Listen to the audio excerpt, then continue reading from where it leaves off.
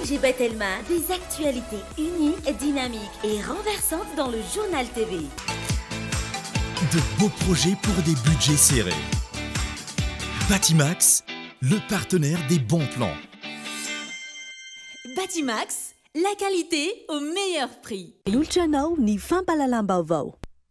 Réalisez votre rêve d'étudier en France avec PEF. PEF manoltra ho anao ny fampalalam-baovao. Parcours études en France, Cap 3000 Anjar.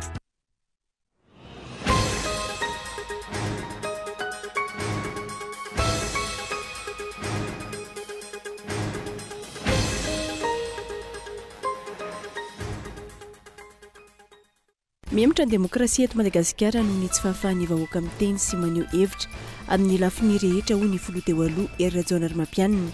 Ny fahefana mpanatanteraka eto amintsika izay mangeja izay fahefan'ny vahoaka izay.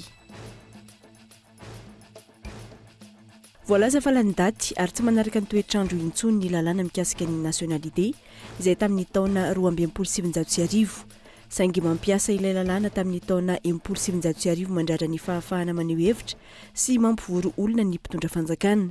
Hoaizy ity firenentsika ity raha ny tranga tahaka izany no mitohy. Ny vokalina ny valim-panadinana BEPC ho an'ny Sisiko Tanaville. Vao maraina, efa tome folona ijery izay valim-panadinana izay tetsy amin'ny LMA Peflo, tsy mbola nisy ny taremarika nivoaka mahakasika ny tahapahafahana ho an'ity fanadinam-panjakana ity hatreto. Tsy ekena ny fametrahana ny tetikasa teleferika eo amin'ny tsena ka amindrana azy ireo any amin'ny toeran-kafa hoy ireo mpivarotra eny amin'ny tsenan'ny petite vitesse raha ny lanja sora-bavety ny maraina teo. Fitaka lainga no ataon'ny mpitondra fanjakana hoy izy ireo, indrindra ny ministera miandraikitra ny tetikasa mivantana. Any ivelany, nisesy tato anatin'ny 3 alina ny fanafian'ny tafika rosiana ny Kiev. Drone 20 sy misile 2 farany teo no nandravarava tao an-toerana. Vokany, iray ny maty ary maro ireo naratra hatreto. Ny fanafiana rosiana izay setry ny fiaonana tampon'ny OTAN izay namafisiny ireo mpiambana ny G7 ny fanohanany any Ukraine indrindra eo amin'ny lafiny ara-tafika. Ary avy hatrany ary ny antsipirindreo.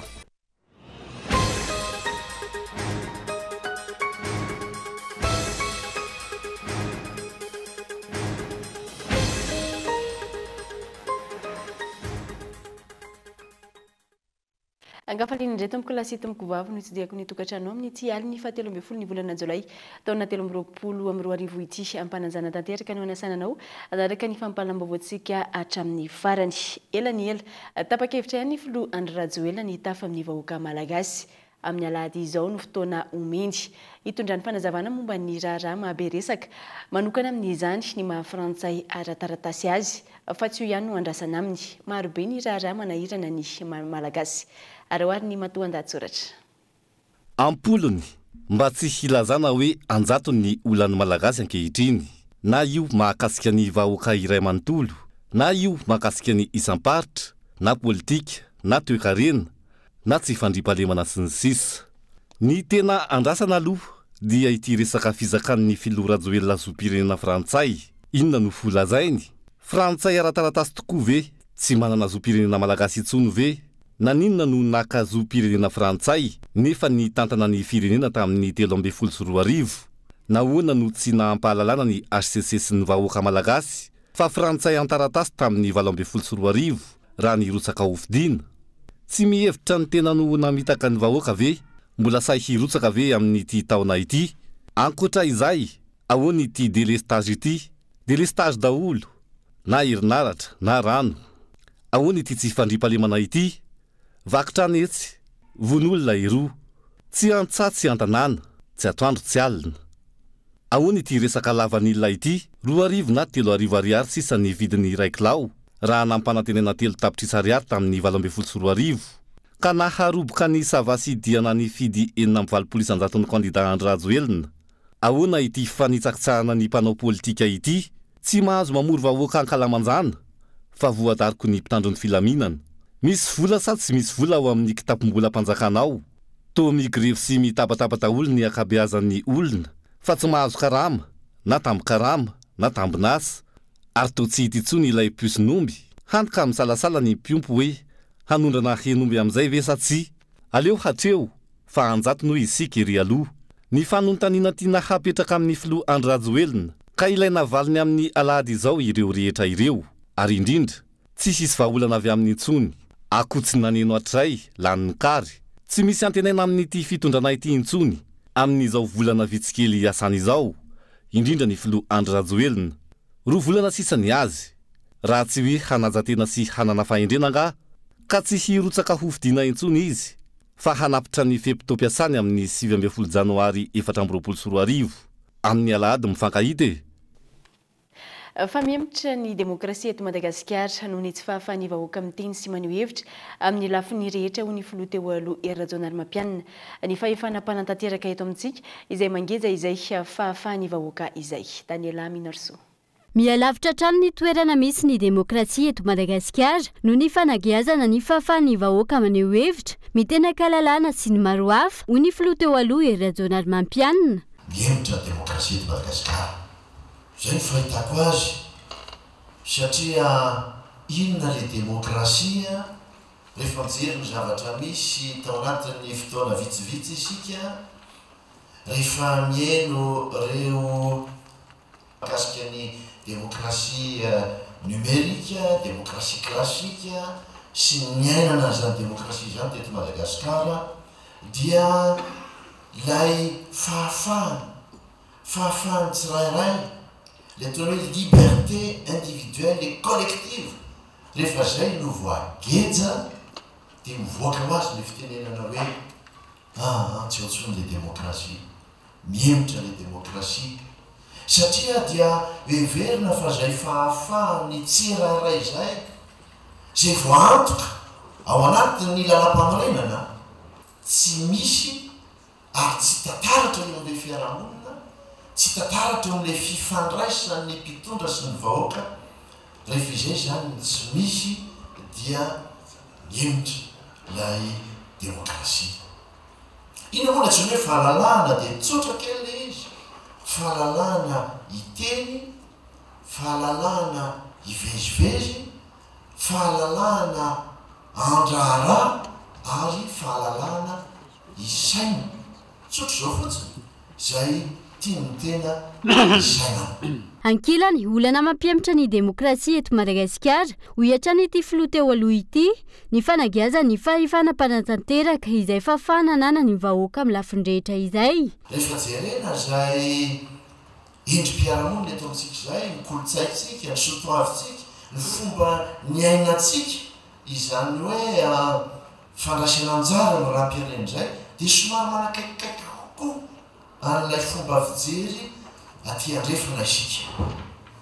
Ary zay mahatonga milaza hoe sao de giazany le ataoko hoe pouvoir exécutif loatra azy ity fahafahany le vahoaka ity takatra ny pouvoir exécutif na izy raha tsy miteneny am'izao fotoana zao fa ny hatramin'izay fantatry ny exécutif tsara ve lay tena filan'ireo vahoaka reo lay fahefan'ireo vahoaka reo satria tsotra kely ny zavatra misy eo fitantanana ny raha-pirenena sy fandraisan'ny vahoaka sy ireo heverina fa ny fidiny na olo-boafidy dia tsotra fotsiny dia hoe ny jery ny tombontsoa ny vahoaka ny apakatra ny fahampiainan'ny vahoaka ary ampilamina sy ampiadana ny fahampiainan'ny vahoaka.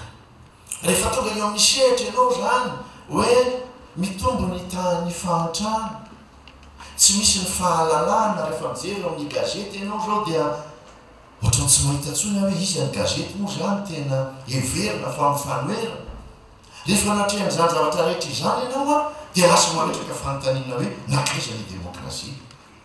Ary mbola misy ihany koa ve ilay niresahana teo hoe demokrasia représentative reo mpisolo vava zay azo heverina fa misy olo toerana le vahoaka tena manao ny asany zany hoe tena mitatitra ve zay sy miaro zay tombontsoan'ny vahoaka zay.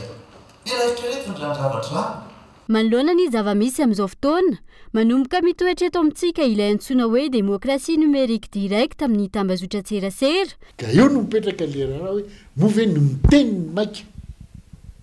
Zao manohitra. paika sy vina ary fanolorana paika sy ny vina tsy midika velively mihitsy hoe zao no tiako atao tsy zay noho izy fanolorana paika sy ny vina azahono ny tsirairay amin'ny vaoaka mametraka hoe zao zany a no ametrahako ny anatanterahako ny hoaviko sy tantanako ny fiainako sy ny fiainana menakafy any ny politika ary zay fanahy am'izay dia midika amin'ny fahasairanana zay iainantsika amin'izao fotoana zao a fanasitranana satria eo amin'ny fisainana sy ny fomba fisainana ny marary ary miombo io aretin'io a raha tanitsika ka tsy sa mametraka hoe miato kely a amin'ny fandiniana any hoe ao amin'ity aretina mahazoantsika ty izany hoe efa masamanohitra mivantana ireo fahefana mpanatanteraka amin'ny tambazotra tserasera ny vahoaka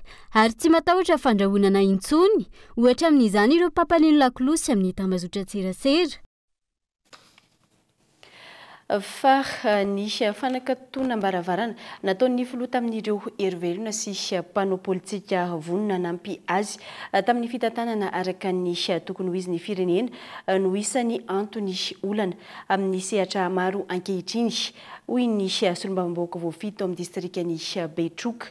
Isan'ireo nahazo tsipaka ambavafo tamin'ny filoha ireo olomboafidy eny ifotony izay tsy noheno teny hoarina tamin'ireo olomboatendry. Ny tsy fanomezakasina sy lanja ny olomboafidy mahafantatra ny marary ny vahoaka eny fotony amin'ny lafiny fampandrosoana io no isan'ny lesoka goavana hita tamin'ny filoha tamin'ny fitantanana ny firenena tao anatin'ny 5 taona latsaka ho ny solombavambahoaka ny distrika Betroka. Vokany mifanohitra amin'ny andrasan'ny eny fotony ny sosikevitra ka mihamafy ireo olana sedrain'ny mponina andavanandro.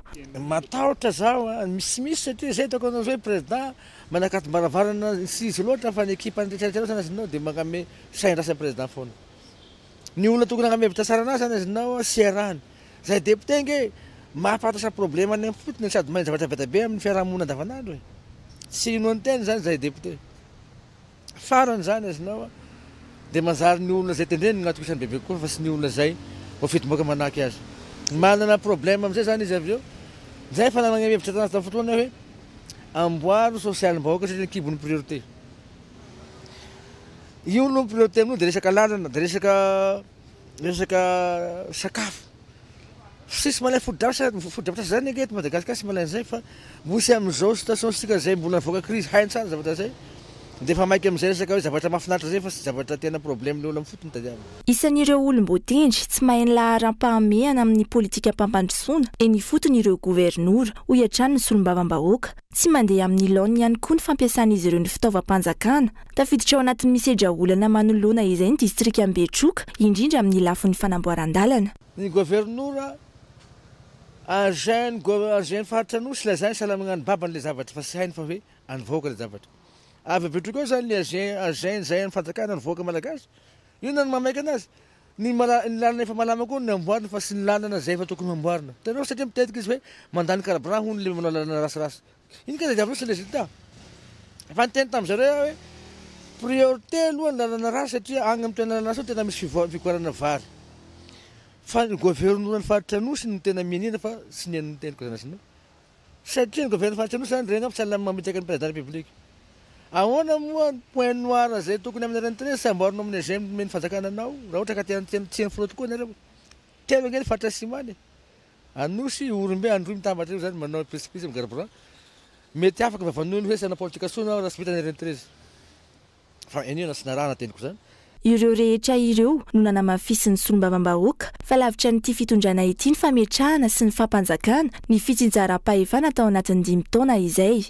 Ankoatra ny tsy fametrahana ny rafitra ahafahana mampiatra izany, tsy nomena fahefana araka ny tokony ho izy ihany koa ny eny fotony ka zary mandeha anjambany ny fitantanana ny firenena.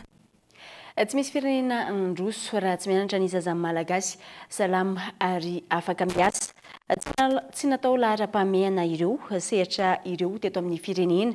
Antony izao zava-misy izao ho ireo vahoaka tao amin'ny distrika Anambanja androany nandritra ny fivoriana raha na adevitra niaraka tamin'ny antoko MMM. Any antoerany olona saina.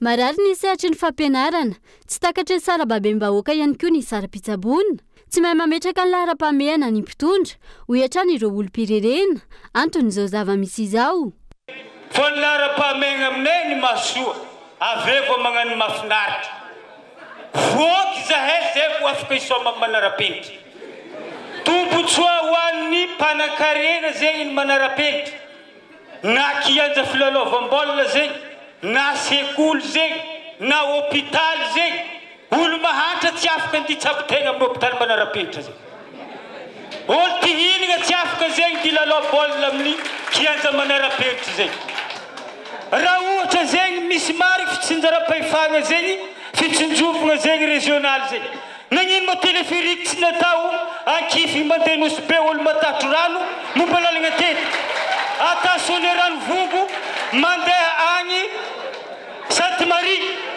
olo matatro rano momba tety Antananarivo koa Antananarivo zany ve décentralisation na ino le fampampifoana tandehantsika atao eto raha ohatra olo bado no andesiny olo tsy mahay raha zegny dia tsy tafaboaka io zegny ka isitonako volana eto zegny misy teny rangairay zay nilaza fa raha tianao ho faty ny firenena ray na ny fata iray dia poteo ny système d'éducation ao aminy fa rehefa afaka fotoana fohy dia ho baka koa ny olona amin'ny fata io hary anjaka azaka ho azy ny polipoly ary efa amin'ny stade zegny atsika zio monsieur le président sady bato ankamarozan'olo no polipoly leta imboarao zegny manjavozavo no avy ny zaza sy tanora amin'izao fotoana vokatry ny tsy fisiany politika mazava ho ny filohany antoko malagasy miara-miainga efa maro ny tetikasa sy lalàna ary tolo-kevitra voadiniky ny teknisiana sy manam-pahaizana malagasy ny famidiniana tamin'ny teny fotony saingy tsy manana fahavononana ny mpitondra manara-penitra sy lehibe tsisy maratsy an'le manara-penitra ne fa zay maraka lazaindray manety zay ve ny lahara-pahamehana aloha androany ary tena manara-penitra maro naraka ny fenitra napetraka ve izy io sa manaranara-penitra fotsiny araka ny fenitreretanao misy ingénieur nareo tao dokotera ny teny teo manampaizana malagasy ane zany zao nisany tsy mifankazona atao natao fitondrany manampaizana malagasy efa namoaka ny atao hoe manara-penitra amin'ny fanamboarana sekoly ierany Madagasikara misy norme zany ny adivana hevitra navoaka amin'ireo teknisiana tamin'ny zavatra hitany ingénieur hydraulique maro samihafa reo tsy ampiasaina le izy nefa reo nandamy fotoana amantaonany a namoaka an'izany mba hanaovantsika sekoly mora mafy ary mifanaraka amin'ny toetrandro isaky ny faritra rehetrarehetra zay fa misy modely an'izany officiel navoaka tampotampokeo any manara-penitra atao ohatran'izao avy telo eny avy efatreny ny vidiny zay ve ny maiky nefa nampikaroana manampaizana malagasy ary ny ekeny zao tontolo zao hito le izy zavatra manara-penitra koa zany sekoly zany fa masamihazy fotsiny dia ny lokony eny eo tsy azo idivirana ny fanavaozana ny rafim-pampianarana eto Madagasikara raha ny fomba fijery ny antoko MMM tena zary isy lahatra tena zay ny fotoatiny ratsy ny fampianarana no avoiziny eto Madagasikara sy atsaraina tsy tafavoaketo fampianarana atao eto Madagasikara dia fampianarana tokony amorona asa sy amaly ny sehatry ny asa androany fitopolo isan-jato ny asa misy eto Madagasikara tsisy paky satria tsy mifanaraka ny fianarana atao amin'ny ankizy sy le asa tolotsy ny olona fitopolo isan-jato satria fa androanytsika efa vahoaka be fa firenena lehibe asa ka hitatsika le izy dia zay any tokony hotrarana zay tokony ampiny fanjakana fanalalana amin'ny asa eto Madagasikara ho an'ny tanora so atsika rehetrarehetra manaraka ve fandarana amorain'ny fanjakana ve zany zany rehetrarehetra zany zany ny politika ho apetraka ary tokony ho apetraka eto vokatry io fitsabany ny fahefana mpanatanteraka amin'ny sehatry ny fandrarana io no mampikatso ny sehatry ny lavanilina sy ireo voly fanondrana ao amin'ny fatradianara ny fanazavana trany resy lahatra ny rehetra nandritra ny fivoriana narana di efitra ny arana tamin'ny antoko malagasy miara-miainga tao amin'ny distrika Nambanja Roany fa raha tsy miainga amin'ny filan'ny vahoaka ny fotony ny fanapa-kevitra raisiny tsy isy fampandrosoana andeha amin'ny tokony ho izy miantso ny fitondram-panjakana tsy antanteraka ilay fanondranana Enomby izay tapaka nandritra ny filan-kevitry ny minisitra farany teo niponina any Antsimo hiteraka asandalo goavana izay nampitondra faisana niponina ary tsy mbola voavaza ny olana hatramin'izao io fanapa-kevitra io ho ny solitena niponina any amin'ny faritra Antsimo. Sesilany ny faneho-kevitra ireo mponina avy any amin'ny faritra Atsimo taoriany ny fanapa-kevitra nivoaka nandritra ny filan-kevitry ny minisitra mahakasika ny fanondranana Enomby izay kasain'ny fitondrana ankehitriny atao. Nilaza ny tsy anaiky ny anatanterahana izany ireo mponina any Androy. Ankoatra ny fiarovana ny fananana amin'ny maharena ny omby araka ny kolotsaina malagasy mantsy ampirongatra indray ny asandahalo izay efa nampitondra faisana ireo mponina ity fanondranana Enomby ity. Io ty vonana aza amin'ny faritra Androy. Io ty banka aza amin'ny faritra Androy. Fa tsy trano vato ty banka ty vonanahy ay, tsy tôbila ty vonanahy ay fa hoagn'omby eo. Ka miangavy re président ty mouvement tia. Mitera-doza maay amin'ny faritra Androy io. Mitoka fahavalo maay io. Fa hoagn'omby eo ty vonanahy ay. Io ty laza ay. Maro ty raha vita ay mikasika hoagn'omby eo. Ka miangavy re président ty mouvement ty ajanogno agny eo fa tsy makasitraky io zahay mpiopy amin'ny faritra Androy. Maro ty raha faohe io ao ny fahavalo mirongatra ny malaso mikasiky io le tena magnararaotsy Androy. Angavy azo re président fa io ty banka ay, io ty vonanahy ay amin'ny faritra Androy. Efa nisy ny atrikasa mahakasika ity fanondranana Enomby ity izay notanterahany tompon'andraikitra any amin'ny faritra tapany Atsimon'ny Nosy saingy tsy isy an'ireo nantsona tamin'izany avy any amin'ny plateau Mahafaly raha ny fanazavana.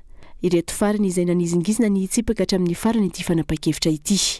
Tena zava-doza ho an'ny fiarahamonina Atsimo Ray manontolo mihitsy izao fepetra misy amin'izao fotoana izao io. Ka alohany handraisanareo didy mpanjakana amin'ny hagnondranana izao henan'aomby aty Atsimo izao re tompoko ajano foagno deny izao zay eritreritry zay. Izahay raha teo tsy nahare izao atrikasa nanomboka tamin'le 6 juillet ka androany izao izay natao matsokosoko atao amin'ny vombeza zavatra izao.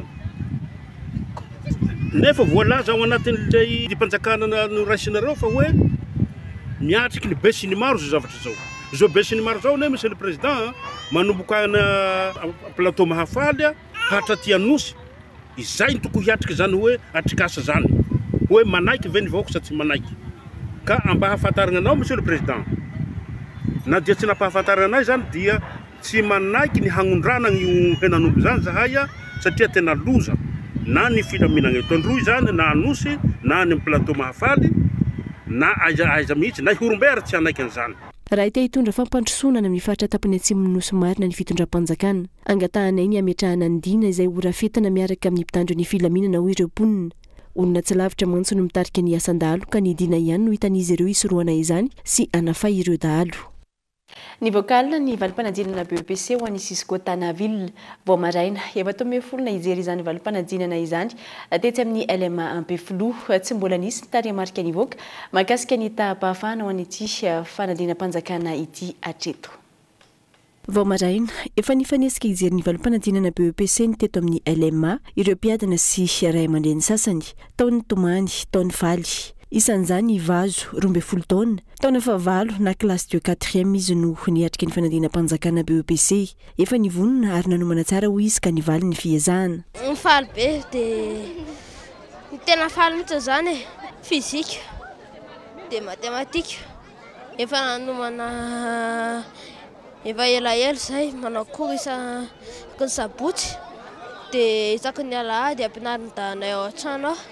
Tao ihany koa ireo efa zokony efa hatrany amin'ny kilasy ambany no nanomana na andro na alina nampandefitra zavatra maro iry fosana amin'izany fanadinam-panjakana izany. Tena faly dia faly moa zany dia afaka daholo le vesatra be tamin'ilay taona rehetrarehetra efa natatahotra ihany.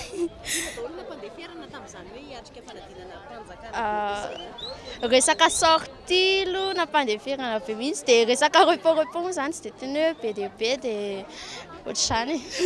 Dia izao dia tafiditra aty amin'ny LMA dia manala baka indray zaho izao. Faly fa valiny ny ezaka zany, valiny ny ezaka dia valivaly. Ezaka ny tena natao fo maraina, nianatra, isorana koa ny mpanabe nanabe dia ray aman-dreny konkoa. Tena ny ezaka natao hatrizay fananomboka sixième mantsy nanomana BPC dia afaka any tamin'ity troisième ty baolina faut troisième dia tsy nampanaona baolina tsy mihitsy zao vita dia hitsa école du foot mihitsy anara raha mabaka indray dia mijanona indray sy manelingelina.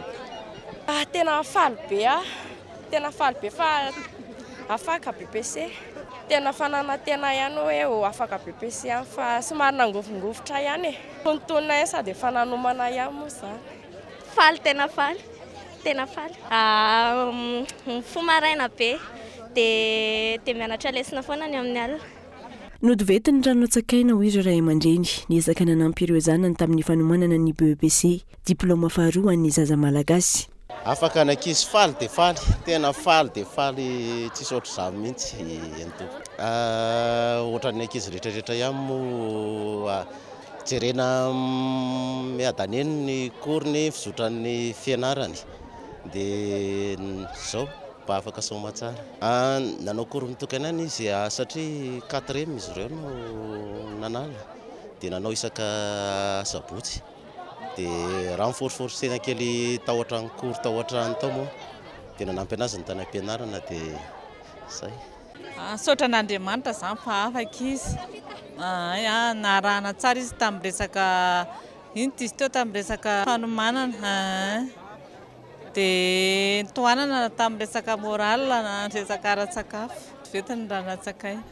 Tsy mbola nisy ny tarehimarika nivoaka mahakasika ny taham-pahafahana ho an'ny fari-piadidim-pianarana na ny sisigotana villa treto ny faraka amin'ny 30 ny volana jolay izao ihany kosa ny fanaterana ireo antota taratasy samihafa ho an'ireo afaka seconda izay hiditra amin'ny lycée Nangatany tahaka ny eto amin'ny LMA.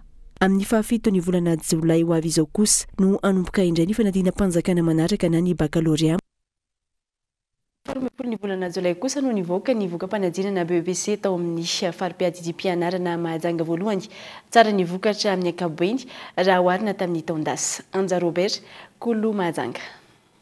724 tamin'ireo mpiadina 370 sy 400 tonga niatrika ny fanadinana BEPC no afaka somatsara ho an'ny teo amin'ny fari-piadidim-pianarana Mahajanga voalohany manome ny salanisa 350 faingo 80 isanjato. Mpianatra avy amin'ny sekoly katolika Montfranc Saint-Gabriel no nahazo ny noty ambony indrindra 70 faingo 450. Faliana sy aravona kosa no hita soritra tamin'ireo endrik'ireo ankizy afa-panadinana isan'izany ireo tsy endrana ireto. Tena faly soan'izay afaka rehetrarehetra dia maka eran'izay tsy afaka zany.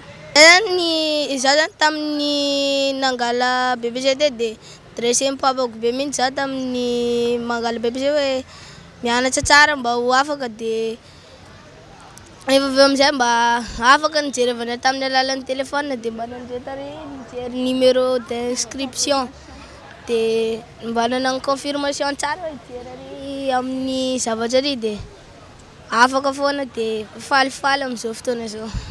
Raha rosoan'ilay afaka dia mankaheran'ilay tsy afaka. Nanala BEPC tao dia tena be mihitsy satria za tsy dia nahay teo dia be dia nianatra be dia avy eo afaka foana. Dia nijereny tamin'ny telefona aloha zany ilay izy dia avy eo nandeha taty nanao confirmation dia mirary soa ny afaka rehetrarehetra dia mankaherany tsy afaka. Faly fa afaka BEPC ke. Félicitation namana zay afaka zany hoe félicitation anareo jiaby dia zay tsy afaka zany courage fo fa amin'ny heritaona mbo misy. Faly zao fa afaka BEPC sady fa nilaina rangoelana enty raha io. Mirary soa foana zany ho anareo afaka karaha zao fa ho an'izay tsy afaka ma zany dia mahereza foana izy lereo mbo misy foana amin'ny heritaona kiasy zany. Tsara ny vokatra hoy ny lehibe ny fari-piadidim-pianarana ao Mahajanga voalohany noho ny ezaky ny mpampianatra ny ray aman-dreny ary indrindra ireo mpianatra. Tsara io ansisiko Mahajanga manokana satria tamin'ny taona lasa dia 51,51% taham-pahafahana. Dikan'izany dia misy fisondrotana ary misy ezaka na eo amin'ny ray aman-dreny na eo amin'ny mpampianatra. Manaraka an'izay moa tsara ihany koa mampahafantarina fa ny lauréatsika moa zany tamin'ity BEPC indray mipetraka ty dia ankizy tao amin'ny Montfort Saint-Gabriel. Isaorana izy ireo satria isaorana ny sekoly satria nahazo zato isanjato izy tamin'io fanadinana indray mitoraka.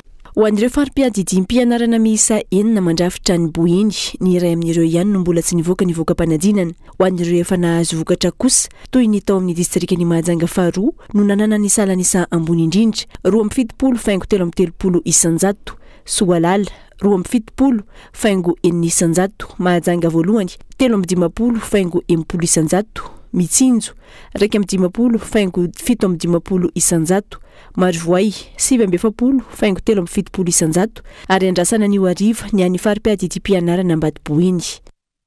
Voalaza fa lany daty ary tsy manaraka ny toetrandro intsony ny lalàna mikasika ny nationalité izay tamin'ny taona 2017 saingy mampiasa ilay lalàna tamin'ny taona 2017 mandrara ny fahafahana maneho hevitra sy mampivoro olona ny mpitondra fanjakana ho aizy ity firenentsika ity raha ny tranga tahaka izany no mitohy. Mampametra-panontaniana ny maro ny fomba fandraisana sy fampiarana ny lalàna eto amintsika ohatra kaiky sady goavana voalaza fa lany daty ary tsy manaraka ny toetrandro intsony ny lalàna mikasika ny nationalité izay tamin'ny taona 2017 saingy mampiasa ilay lalàna tamin'ny taona 2017 izany hoe roa taona tao alohan'izay amin'ny fandrarana ny fahafahana maneho hevitra sy mampivoro olona. Io lalàna ny taona 2017 io no nivoizina ho lany daty ary tsy mifanaraka amin'ny toetrandro intsony ka kasarin'ny mpitondra fanjakana ovaina amin'izao fotoana. Hatreto izay lalàna hitany fa mampety azy no ampiariny mpitondra any ka tsy mahagaga raha lasa tany tsy tandalàna intsony i Madagasikara. Ny mpitondra izay tokony ho modely sy tarika ny vahoaka indray no maneho fa tsy misy olana raha toka izay mety aminy sy arovany ny tombotsoany manokana no hitondrana ny fampiarana ny lalàna. Ny lalam-pifidianana ohatra tsikitiana ary tsy andraisana fepetrana miteraka disadisa sy korotana eo amin'ny fiarahamonina aza. Io lalam-pifidianana io izay efa nanaovandreo atoko politika, fiarahamonim-pirenena sy olon-tsotra atsoavo, isorohana ny korontana mety hitranga, indrindra aorian'ny fifidianana izay hatrehantsika tsy ho ela. Ny zava-misy mamorona antony hafa manoloan'izany ny mpitondra. Tsy ahivina ihany koa fa ny taona 2017 no napetraka ilay code de nationalité roa taona taorian'ny fiverenan'ny fahaleovan-tenan'ny Madagasikara tao anatin'ny fotoana nampiredareda sy nampafana ny tena fitiavan-tanindrazana teo amin'ny Malagasy tamin'izany fotoana ka nametrahana mazava fa tsisy olona mizaka ny zom-pirenena hafa intsony hitondra ny tany sy ny firenena Malagasy. Ny amin'ny fampiarana ilay lalàna tamin'ny taona 2017 kosa indray mampametra-panontaniana ny amin'ny hoe tokony hiverina ve ny fanjanahantany ka ny lalàna tamin'izany fotoana no ampiarina sy amehezana ireo mpanao politika tsy hamory vahoaka sy haneho hevitra. Anjarany tsirairay no mandinika sy mamakafaka momba izany. Ny tsikaritra sy arahany rehetra miaika hatreto diny hoe mitanila ny fampiarana ny lalàna eto Madagasikara ary izay lalàna hitany mpitondra fa mampety azy no hoe zany hifanaraka amin'izay. Manoloana ny fankatoavany filan-kevitry ny gouvernemanta ny daty fifidianana filoham-pirenena misy ihany koa ireo mpanao politika tsy resy lahatra amin'ny fiherisona amin'ny fifidianana ankehitriny indrindra noho ireo tsy fahatombanana maro ho an'ny profesora Rabesa Zafera Antoine ahina ary antahorana ny sy ny disadisa mialoha mandritra ary aorian'ny fifidianana namafisiny fa tsy misy afa-tsy ny fiherisona amin'ny fametrahana ny rafitra endrim-panjakana iombonana na ny génie no vahaolana ho an'ny Madagasikara.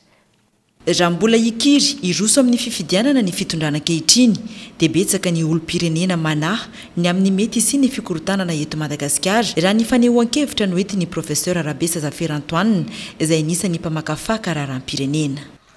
Raha amin'izao toe-javatra misy ankehitriny izao ny laza antsika fa siroso amin'ny fifidianana dia angambany manahy antsika menakavy fa tsy filaminana na alohan'ny fifidianana rehefa ho avy ny tena fifidianana mandritra ny fifidianana ary indrindra aoriana ny fifidianana. Efa niarahantsika nay tamoa tantaran'ny Madagasikara ny amin'io aorian'ny fifidianana matetika nipiran'ny zavatra maro raha 2,70 zany 2,70 sahady 20 taona lasa zany raha 2,70 fifidianana natao tamin'ny 7,20 ny 2,4 moa raha mahita dia ny tamin'ny 7,4 koa tao fifidianana président zay ny mahatonga amin'ny teny hoe raha am'izao tsika ny hikiry hanao any fifidianana io dia zay ny tahotra tsy ahiahy mihitsy fa tahotra avy aty amiko manokana hoe sao lahy anao ny efa nisy teo aloha ka tsy miverina mihitsy eto Madagasikara ny filaminana fezay.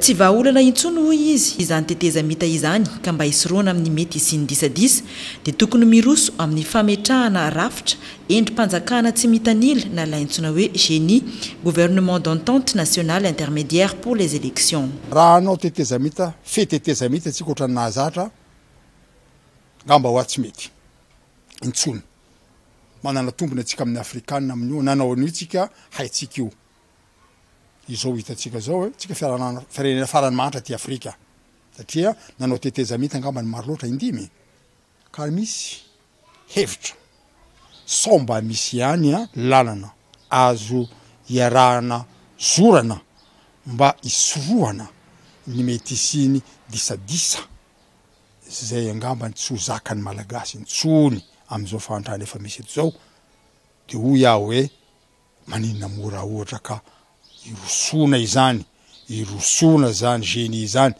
dia zotra io vahaolana io tsy mahavany problema rehetra io fa mba farafaharatsiny ahafahatsika mametraka kianja madio azo lalaovana anaovana fifidianana président de république député ary ny maire mifanaraka atsika alohany mifanaraka atsika ao anatiny mifanaraka atsika rehefa tampitra ny iraka napetraka amin'ny génie isoroka ny krizy ametraka rafitra vaovao na eo amin'ny fitantanan-draharaha na eo amin'ny fifidianana izay tokoa no tanjona ao anatin'ny fametrahana ny génie ho an'ny Madagasikara.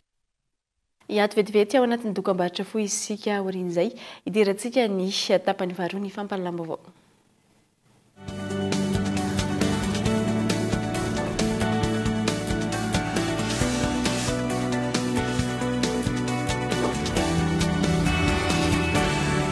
Tombola Somaro 10e édition Paris mazahoa fiara vaovao be moto VTT ary loka maro be tsotra ny fandraisana anjara alefaso SMS amin'ny 038 88 811 11 ny hoe Somaro espace non complet anarana feno SMS ray 2000 ariary fandefasana SMS illimité ka mandesa anjara hatramin'ny 11 août 2023 ho avy zao misy fisariagna isaka ny telo herinandro miaraka amin'ny Telma izaragna voyage tout frais payé à Nosy mandeha festival Somaro karakory Paris.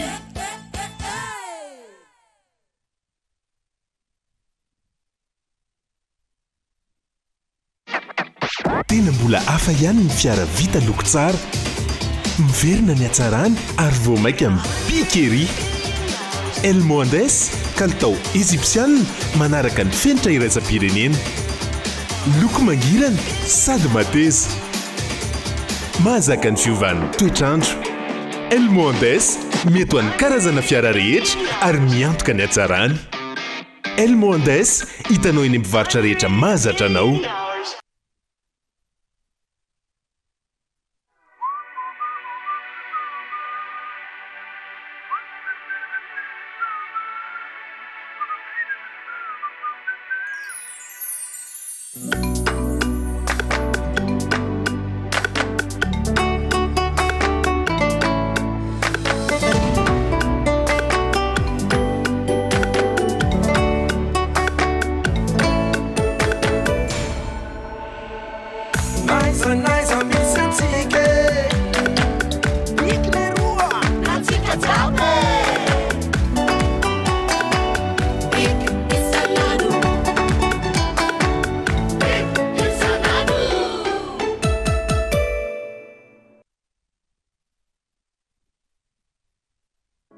PEF, parcours études en France. Réalisez votre rêve d'étudier en France avec PEF. Après le bac, optez pour l'option 2+1, 2 ans à Madagascar et 1 an en France pour obtenir votre bachelor. Vous avez la licence? Optez pour l'option 1+1, 1 an à Madagascar et 1 an en France pour décrocher votre master. Plusieurs filières et spécialités dans 2 prestigieuses écoles en France. Le groupe EMA et l'Omnes Éducation. Parcours études en France, Cap 3000 Anjar. Contact 038 45 085 85 020 85 085 85. Financez vos études avec le crédit PAC étudiant de la BNI Madagascar.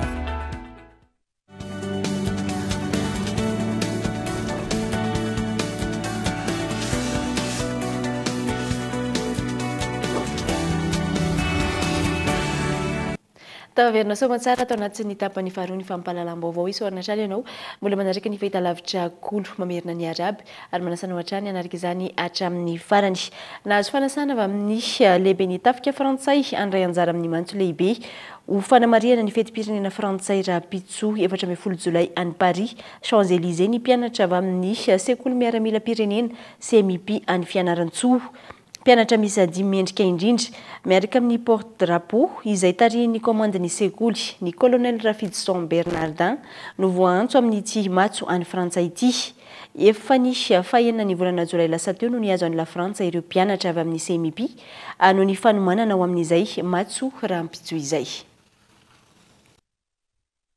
Fahalalam-baovao dia tsy ekena ny fametrahana ny tetikasa teleferika eo amin'ny tsena ka amindrana azy ireo any amin'ny toeran-kafa ireo mpivarotra eny amin'ny tsenany petite vitesse raha ny lanja soroboavety ny maraina teo fitaka slang no nataony mpitondra fanjakana ho izy ireo indrindra ny ministera miandraikitra ny tetikasa tana.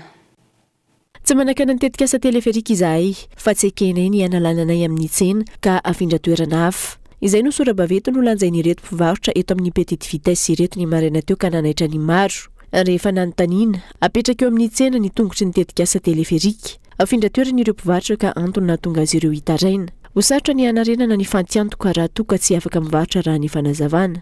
Izahay tompoko tsy manakana an'ilay tetikasa mpampandrosoana fa ny angatahanay fotsiny mba mavily lalana zany le izy satria hoe tongotra teleferika mba tsy atao tompoko atao anatin'ny tsenanay. Fa izahay ao dia izahay mampiana-janaka manofa trano mampiasa vola banky izay mampiasa vola sinoa dia raha ohatra ary ka hoe sorona eo izahay dia aiza no anefanay an'izany izahay koa anefa ny tsy hoe olona ray izay na olona roa fa vahoaka maro tena anjatony mahery izay ny hoe hoalan'ny zareo. Izay mpivarotra eto amin'ny petite tena marary aina satria izay efa nanajary tao anatiny amam-polo taona izahay koa tsy hoe olona mampiasa vola fa vola amin'ny banky ny ampiasainay vola ny sinoa ny ampiasainay anana ny sinoa izay ka raha alanareo eto izahay dia aiza ny anefanay an'ireo mety averina ny sandan'ireo zavatra ataonay ireo ve ny zavatra omenareo anay dia izany ny tsy anekenay an'ilay izy zany fa mba mangataka amin'ny filoha zany izay mba jereo akaiky izay vahoakanao. Nikatona avokoa ny tsena teto amin'ny petite vitesse no ity fitakiana sy fangatahana ataon'ireo mpivarotra ity. Ankoatra ny tsy fanekenina ny amindrana toerana ireto mpivarotra ireto, mifono lainga sy fitaka ny fametrahana ny fotodrafitrasa ka mampiayao izy ireo. Le izy zany manome solution izy hoe tsy akaiky ny akoho amam-borona ny toerana amindranan'ireo olona ireo ny tranon'ilay olona nefa 70 millions 60 millions misy olona manana trano 4 mètres tsy hoe trano avaiza fa trano vidin'ilay olona. Misy olona efa tsy nafolaka tsena ntsony dia banky izy dia namidy ny tsenany dia ohatr'izay mifandehany dia malahelo ilay olona hoe ny tsena mena ho anazy mètre 50 sa 2 mètres sady mbola ilay olona manao clôture ny olona mbola manao fermeture ny rehetrarehetra dia fampitainay amin'ny olona daholo moa zany tatitra rehetra zany omena 600 000 izy par mois da ao anatin'ny efa-bolana sanda amin'ny familahana an'ilay tsena dia ilay olona efa tsy mety an'izany ntsony hoe tsy manaiky an'ilay solution mendry zareo hoe any aketo ary izay amorona arabe ozy izy ny tsenanay tena mbola ataon'ny banky mahita izay amin'ny resa-bola amin'ny tsy fahalafosana maika izay fa ho ampidirina any amin'ny toerana any. Isan'ny fangatan'ireo mpivarotra ny Iona Mivantana amin'ny minisitra tompon'andraikitra sy ny ben'ny tanàna. Ireto farany izay nilaza fa andray sovonina hifanakalo-hevitra amin'ny solotenan'ireo mpivarotra raha ny fanazavana voaray. Andrasana ny mety ho vokatra izay fionana eo amin'ny andaniny sy ny ankilan'izay. Namoaka fanambarana ary mitaky ny fametraha-pialan'ny minisitra tompon'andraikitra ireo mpiasan'ny ministera ny fampianarana ambony sy ny fikarohana ara-tsiansa mivondro ny eo anivon'ny syndicat ny Saint-Perse. Manamafy ny fitakiana nataon'ny CSS izay ho izy ireo ho fanazarana ny sehatry ny fampianarana ambony sy ny fikarohana ara-tsiansa. Fanampanazavana. Eto izahay dia manamafy ny zavatra nolazainy ireo ray aman-dreny be CSS ny fangatahana fametraha-pialana ny ramatao ministra ny fampianarana ambony sy ny fikarohana ara-tsiansa noho izay tsy famahana olana izay ka rehefa tsy voavahan'ny olana dia aleo ataony izay mahavaha olana ny fitantanana ny ministera ankehitriny dia tena mandringa tokoa ny tontolon'ny ministera ny fampianarana ambony indrindra ny fampianarana noho izay tsy famahana olana sy ny fanolora-botanana sy ny fampandriana drisa ataony tompon'andraikitra izay ka dia zay zany ny fangatahanay ary angatahanay tsy misy atakandro ny fametram-pialananao raha matoa minisitra ny fanesorana anao fa niverina ny kantona indray ny knaps nanomboka ny maraina teo antony tsy ekena ho ireo mpiasa ny fisian'ny tsindry ka anendrena tale jeneraly vaovao izay tsy mifanaraka akory ny momba ny tsy mahafantatra akory ny momba ny knaps ary teratany vahiny no manosika io olona io eo amin'ny toerany fanadiadiana. Miazakazaka ny toetra raha eo anivon'ny knaps ary isan'izany ny fanendrena ny tale jeneraly vaovao. Io tale jeneraly vaovao io izay olona tsy mahalala na ino na ino eo anivon'ny knaps hoy ny sindika ary teratany vahiny no manosika azy eo amin'ilay toerana. Nanambary ireo mpiasa manoloana izany fa tandindin-doza ny knaps ary misy manao tsindry amin'ny fametrahana olona izay tsy akatoavin'izy ireo. Raha toa nanao an'izao fampitsarana ny asa zao dia misy dikany. Izay moa zany tsy mivoana amin'ny zavatra izay efa nangatahana hatramin'ny voalohany ihany. Inona moa no nangatahana hatramin'ny voalohany? Ny fahamarinana momba ny fanagadrana ny DG voaingana teo dia Madame Tsabotsy Joselina. Ny manaraka izany dia momba ny restriction budgétaire. Ny manaraka izany koa dia momba ny fanendrena ny tale jeneraly izay vaovao. Eo indrindra no asiana tsindry-teny satria izahay dia maharefeo ohatry ny olona rehetra izay mahalala vaovao any ambadiky ny rehetrarehetra any any fa misy ny tsindry mafy izay tiana anendrena ny DG vaovao eto anivon'ny knaps. Manamafy ireo mpiasa amin'ny hoavin'ny knaps ka anao fanambarana nintona ny sainy rehetra indrindra ireo tompon'andraikitra mety voakasika izany na mivantana na ankolaka.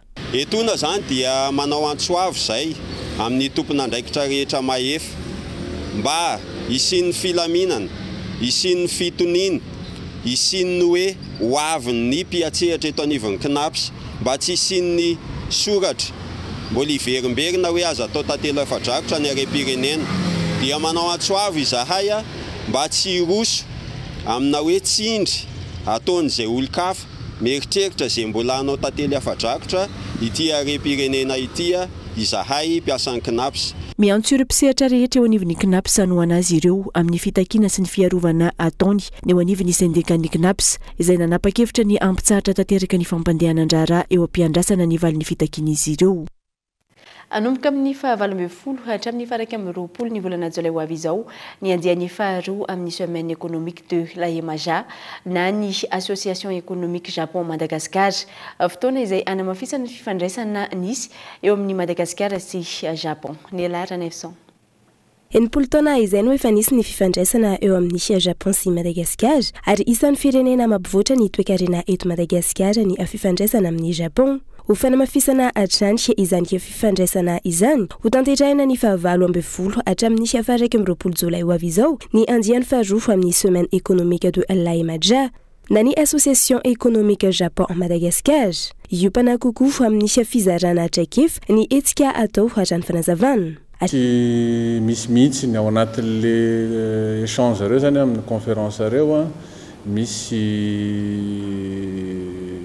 japonais aloha zany ohatran'ny monsieur Arada Omdayo zany izara amintsika zay olona efa eto izy izara amintsika hoe ohatran'ny ahoana moa zany zavatra ataony zareo zavatra ataony japonais eto Madagascar ohatra inona ny traikefa ananany ohatran'ny ahoana mampiavaka azy ohatr'izay diry zareo zao anao présentation misy ihany koa ny teknolojia moderne moa zao efa misy dia efa misy japonais any Japon no anao vantana intervention vantana dia misy conférence anankiroa zao par rapport amin'izay manao ao ny resaka énergie teo énergie teo zany japonais mihitsy ary teny japonais fa izy traducteur dia izarany traikefany eo momba ny resaka énergie sy énergie renouvelable izy teo.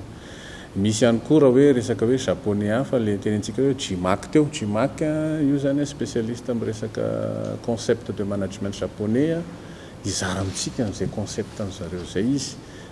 Sehatra maro izay ampihodina ny toe-karena no hojerena sy ifanakalozana miaraka amin'ireo hamatsiana japonais. Maro ny fifandraisana ara-barotra izay ataon'ny Madagasikara amin'ny firenena. Maro ihany koa ny lalam-barotra sangy ilaina ny fanatsarana ny kalitaon'ny entana vita malagasy.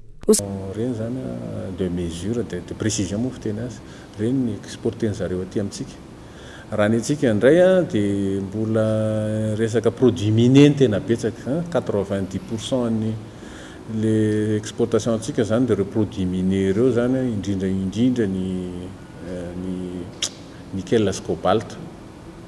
Taloha tsika nanao exportation ana chroma fa efa miena be tsika moa tsy manao tsony exportation ana chroma fa taloha de ny japonais mihitsy no mpanjifa ny chrome atsika fa akoatran'izay ny vanille tanareo ny épice de Madagascar zany a zavatra tena tadiaviny zareo be fa tsika no tsy de maharaka loatra le kalitao ilainy zareo zany de mila tena betsaka ny asa ataon'ny mpandraraha zany fa atsika satisfaire le any zareo any fa io osokafana amin'ny fomba ofisialy teo amin'ny Novotel ny hiafa 12 jolay ho avy izao ny andiany hiafa roa amin'ny semaine économique de la EMADJA na ny association économique Japon Madagascar. Loa hevitra no safidina tamin'ny tsy andiany faharoa ity ny hoe le développement durable. Mbola maro ny tsy fahatombanana ahafahan'i Madagasikara mandray ny lalon'Nosy amin'ity andiany faha 12 izay voalaza fa ho tanterahany ny tany masoandro Imeritsy atosika ity raha ny zava-misy ankehitriny ho an'ny taranja lomano ohatra tsy mbola misy hatreto tsy mbola vita hatreto ny dobo filomanosana entin'izy ireo andray izany lalon'Nosy izany. Ireto farany izay tsy afaka nanao fanazara-tena intsony amin'izao fotoana raha ny volana aprily teo no nanao izany farany noho ny fampiatoana ny fanaovan'izy ireo fanazara-tena. Iray volana sy tapany tsy hatongavany lalon'Nosy andiany faha 12 izay ho raisin'ny Madagasikara ny 20 aogositra hatramin'ny 3 septambra ho avy izao. Tsy mbola misy tokotany hatreto ny kianja andraisana Antananarivo izany raha eny amin'ny tana masoandro Imeritsy atosika no lazaina fa natanterahana izany. Eo ihany koa ny vola tokony hoentin'ny fédération tsirairay avy eritrehana izany, ny hotely itobian'ireo atleta sy délégation, ny fitaterana sy ireo foto-drafitrasa samihafa. Nanamafy izany teo anivony ny taranja lomano. Ireto farany izay tsy mbola manana kianja andraisana ny lalon'Nosy hatramin'izao ary tamin'ny volana aprily teo no afaka nanao fanazara-tena farany tanaty dobo olympique. Mampalahelo aloha zava-misy amin'izao raha ho anay atao anatin'ny taranja natation izany hoe amin'izao ray volana alohan'ny jeu izao mbola tsy manana dobo filomanosana ny taranja natation amin'izao izany hoe mbola en cours de travaux daholo na ny CNAPS izay lazaina fa andraisana ny lalon'Nosy na ny ANS izay lazaina fa hoe anaovana entraînement. Zavatra mampalahelo zany dia tsara ho fantatry ny olona rehetra fa tamin'ny taona 7 no nanadobo filomanosana nafana farany isika. Taorianan'izay dia miato ny fanazara-tena rehefa tonga ny volana aprily hatramin'ny volana oktobra mampafana ny rano. Izay aloha zava-misy hatreto. Noho ireo tsy fahatomombanana samihafa ireo, miharatsy hatrany ny endriky Madagasikara eo anatrehan'ireo nosy ravavy andray anjara amin'ity lalon'Nosy andiany faha 12 ity ho an'ny taranja lomano hatrany ohatra mihemitra hatrany ny laharana misy any Madagasikara oharina amin'ireo nosy ravavy. Tsara aloha izany fantatry ny rehetra fa raha ny voana natation dia ambanitsika eto amin'ny ranomasimbe andianina izany hoe mafy be ry zareo firenena hafa ireo.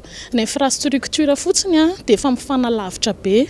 Raha taloha isika fanarakaraka tamin'ny ry zareo Mauriciana sy Seychelles izany hoe nanaraka ny La Réunion dia izao isika dia efa tena resy alavitra be.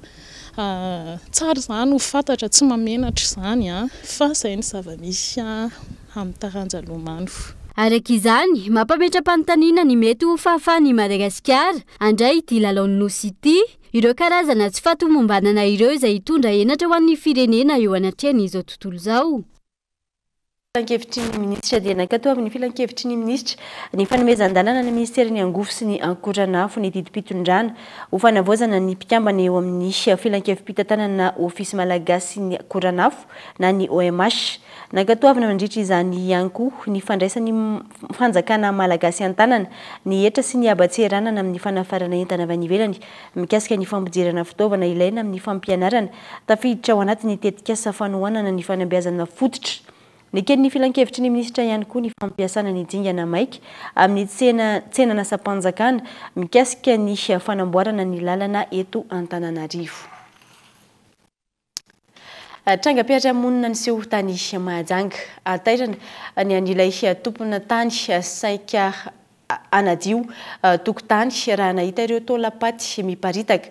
Mbola hita niaraka tamin'ireo ihany koa ny akanjo sy ny volo hatramin'ny kapan'ilay olona maty. Anja Robert, Kolo Mahajanga. Ny taolandohan'ilay olona maty no hitan'ity lehilahy tompon-tany ity voalohany tamin'ny fotoana namaritana ny toerana izay hodiovina ny alatsinainy 10 Jolay lasa teo. 2 andro taorian'izay, izany hoe ny alarobia 12 Jolay teo. No nahitana ireto taolana hafa ireto niaraka tamin'ny akanjo, volo sy kapa araka izao hitantsika amin'ny sary izao. Fomba nahitan'ilay taolam-baly ma zay mipetaka aty miamby aty zany, ka raha fotoana andro maina zao zany ikapa anadio zay zao. Dia rehefa fotoana anadio boko tsy maintsy mandeha mijery aza daholo ilay toerana sy ahoana. Ka nandeha za tery ambanimbany dia nahita ny taolandoha iny aloha voalohany hitako. Dia za mihevitra inona ty, tsy maintsy nijerijery fotsiny fa tsy nikasika an'iny inona. Dia rehefa avy nijerevana ilay izy, za dia nitrehitra hoe zavatra nentin'ny alika ilay izy. Dia avy mbola nandeha ihany zany roso alohaloha, misy taolataolana kely madinidinika reny. Dia ty ohatiny koa tena olona misy sara zavatra nentin'ny alika avy any lavitra any. Dia tsisy resaka aloha za fa miteny fotsiny tamin'ny namany hoe misy an'izao. Ka tsy nahay hoe ty tsy nentin'ny alika boka lavitra any, zareo tsy nahay. Dia après amizay zay mbola nandeha ndraikindraiky za rehefa nijerijery isika anatiny any, zay vao nahita an'ireny le ino zavatra jiabijiaby ireny, taolana jiaby miaraka ny kiraro sy ny lambalambany. Zay za vao taitra hoe ha tena olona vonon'olona ho aty. Tsy maintsy tonga dia fanampandren'ny fokotany sy ny manam-pahefana isan'isany. Raha ny tombatombana nataon'ny zandarmariam-pirenena nidiny fotony teny an-toerana sy ny BMH, taolapatim-behivavy ireto hita taty amin'ny vakiparitra andrehitra fokotany ny Amborovia Manjanga ireto. Misokatra noho izany ny fanadihadiana makasika ity tranga ity, ahafantarana ny tena ambadika izao sy izay mety ho antony.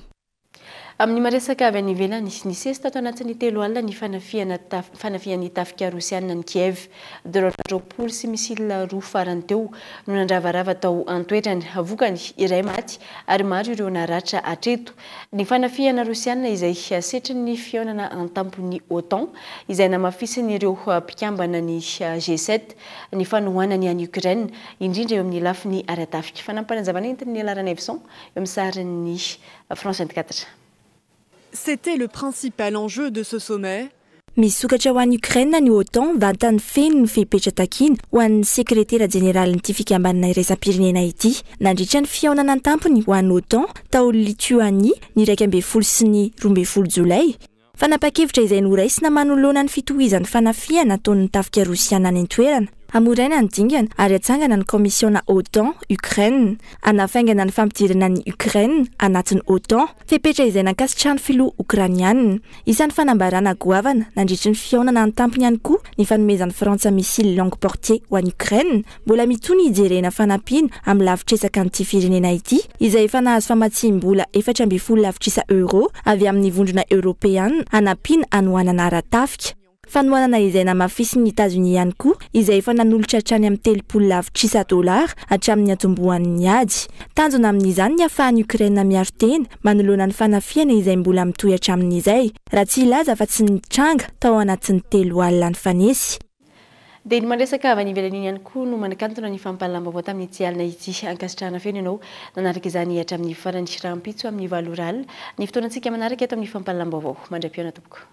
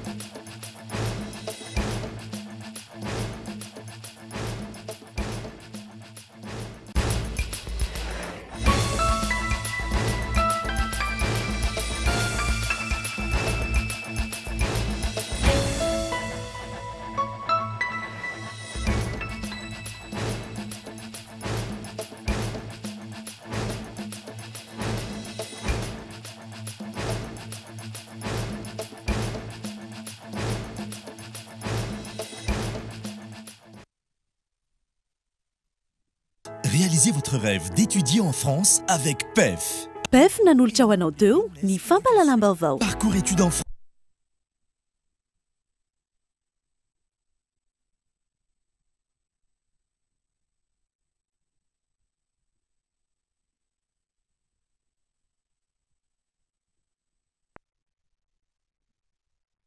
Vous a présenté Nivavo.